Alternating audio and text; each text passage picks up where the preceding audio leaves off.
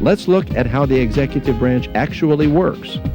How can the president, one person, run all the functions of the executive branch? Actually, much of the day-to-day work of the president's executive branch is handled by the 14 people the president appoints or hires to serve as his main advisors and the managers of the government, his cabinet secretaries.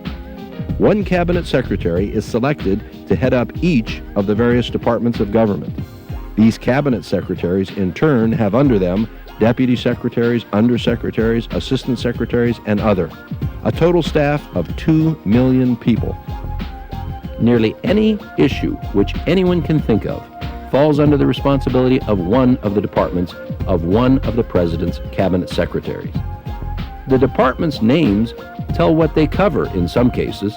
For example, there are the departments of Agriculture, Defense, Education, Energy, Transportation, and Veterans Affairs. The names of two departments give you a general idea about what they cover: the Department of Housing and Urban Development and the Department of Health and Human Services. And the titles of the remaining 6 give you a more general idea of the subjects for which they have responsibility, like the Departments of Interior, Justice, Treasury, State, Labor, and Commerce. But don't worry if you have a problem finding a subject area in your federal government. In a few minutes, this videotape will let you in on a little-known but effective shortcut to such information. In the early 1900s, it was the job of the Treasury Department to wash, dry, and iron dirty money. The vast majority of the matters of your federal government which impact directly on your daily lives are handled by the President's cabinet secretaries in their departments. Their staff, for example, issues a passport to you for travel to another country, operates the Weather Bureau, assures that airplane travel and medicines are safe, that companies don't abuse their employees, promote adequate shelter and education for all, that there is adequate energy to run our nation, and that those who protect our country in the military are cared for when ill.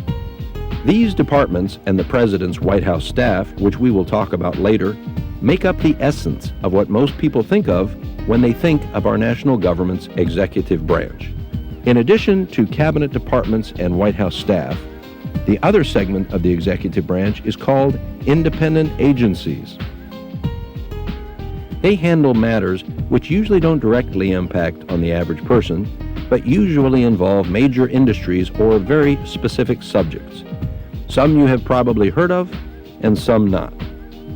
The reason they are called independent agencies is because although the President appoints the heads of these agencies, they are more independent of the President's control than are his departments. And, among other things, he doesn't meet as frequently with them as he does his cabinet. You now know more about the structure of the President's executive branch of our federal government than most of the American people.